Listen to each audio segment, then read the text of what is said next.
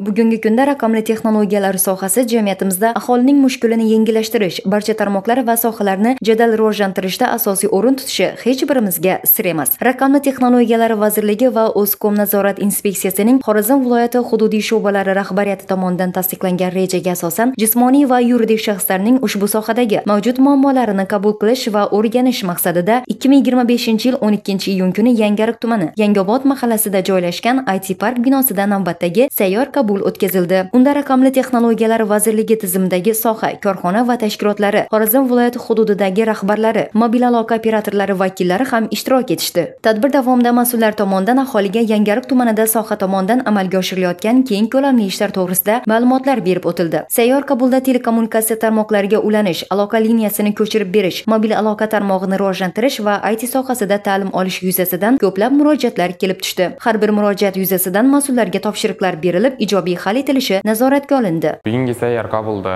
Yangiariq tumanidagi IT Parkka yozgi ta'tilni samarali o'tkazish maqsadida dasturchilikni o'rganish bo'yicha murojaat qilgan edik. Murojaatimiz e'tiborga olindi, shart-sharoitlar yaratib berildi va biz dasturchilikni o'rganishni boshladik. Bu kabi sayyor qabullarning o'tkazilishi jismoniy va yuridik shaxslarning murojaatlarini joylarga chiqib qabul qilish va ijobiy hal etishda muhim o'rin tutadi. Qabul yakunida O'zkom nazorat inspeksiyasining Xorazm viloyati hududiy sho'ba tomonidan ishtirokchilarga kelgusida sohaga doir ko'rsatilayotgan xizmatlar sifatiga doir masalalar yuzasidan O'zkom nazorat inspeksiyasining 1144 qisqa raqamli ishonch telefon raqamlariga murojaat qilishlari mumkinligi bildirildi.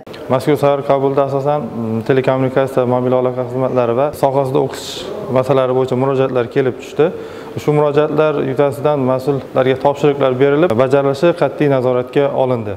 Ma'lumot o'rnida axborotlashtirish va telekommunikatsiyalar xizmatlari sifatiga doir o'zingizni qiynayotgan masalalar yuzasidan 1144 qisqa raqamli ishonch telefon raqamlariga murojaat qilishingiz mumkinligini eslatib o'tamiz.